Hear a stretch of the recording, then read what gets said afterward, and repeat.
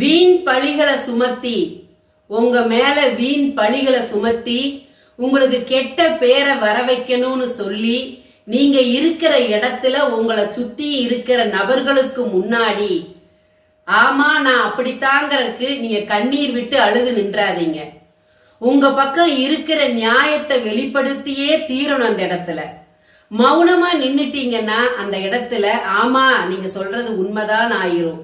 அப்போ உங்க மேல வீண் பழி சுமத்துறவங்களுக்கு அது சாதகமா முடிஞ்சு உங்களை இன்னும் கீழே போட்டு மிதிக்கத்தான் தோணும். அவங்களுக்கு யாருக்கு முன்னாலேயும் எதுக்கும் தன்மானத்தை விட்டு கொடுக்காம இப்படித்தான் நான் இதுல இறங்க மாட்டேன், இந்த மாதிரி இருக்க மாட்டேன்னு உங்களுக்கு நீங்களே ஒரு கட்டத்தை போட்டுட்டு அதை தாண்டாம இருந்தீங்கன்னா யாருக்கு முன்னாடியும் தலகுனிஞ்சு நிக்கிற சூழ்நிலை ஏற்படாது.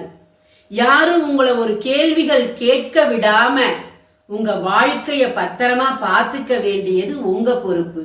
அது எப்படின்னு கேட்கலாம். உங்களை பத்தின எந்த விஷயங்களையும் யார்கிட்டையும் பகிர்ந்துடாதீங்க. இன்னைக்கு ரொம்ப மிகவும் நட்பா பாசமா இருப்பாங்க, உங்க மேல அவ்வளவு அக்கறை காட்டுவாங்க.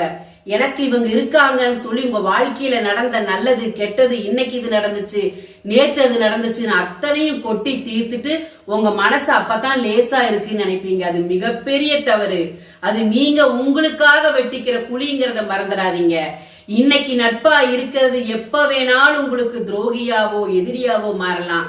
அன்னைக்கு உங்களோட பிடி அவங்க கிட்ட மாட்டிடக்கூடாது. உங்களோட பலவீனமா இருந்தாலும் சரி பலமா இருந்தாலும் சரி யார்கிட்டையும் பகிர்ந்துக்காதீங்க. அதுதான் வாழ்க்கைக்கு நல்லது. நன்றி.